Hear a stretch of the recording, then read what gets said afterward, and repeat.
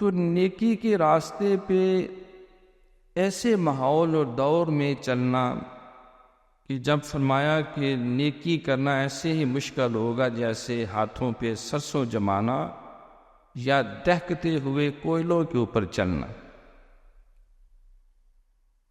حضور علیہ الصلوۃ والسلام نے ایک موقع پہ صحابہ کرام رضوان اللہ تعالیٰ علیہم اجمعین سے پوچھا، مجھے بتاؤ کن لوگوں کا ایمان اور اسلام بڑا بے مثال ہے؟ عرض کی حضور ہمارا ایمان یقیناً۔ فرمایا کہ تمہارا عجیب کیسے ہے؟ تم نے مجھے دیکھا، جبریل امین آتے ہیں، وحی نازل ہوتی ہے، جو اللہ نے میرے ساتھ وعدے کیے بشارتیں پوری ہوتی ہیں، پیش گوئیاں ظاہر ہوتی ہیں، سورج ڈوبا ہوا واپس آتا ہے، چاند کے ٹکڑے ہوتے ہیں، پتھر کلمہ پڑھتے ہیں، تو تمہارا ایمان اتنا عجیب نہیں۔ حضور پھر جو عام کے بعد ہوں گے، جو ہمارے بعد ہوں گے، فرمایا ان کا کہ انہوں نے تمہیں دیکھا، انہوں نے تم سے دین لیا، قرآن لیا، حدیث لی، سیرت لی۔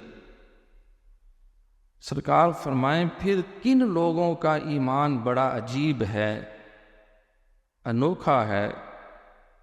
تو فرمایا کہ ان لوگوں کا ایمان بہت عجیب ہے جو تم سے برسوں بعد آئیں گے، نہ انہوں نے تمہیں دیکھا، نہ مجھے دیکھا، نہ قرآن نازل ہوتے ہوئے دیکھا، نہ معجزات کا مشاہدہ کیا، وہ سن سنا کے ہی ہمارے ساتھ محبت کریں گے، اس قرآن کو سینے سے لگائیں گے، توحید کا پرچم بلند کریں گے، اور اپنا تن من دن اللہ کی رضا کے لیے قربان کرنے پہ تلے رہیں گے۔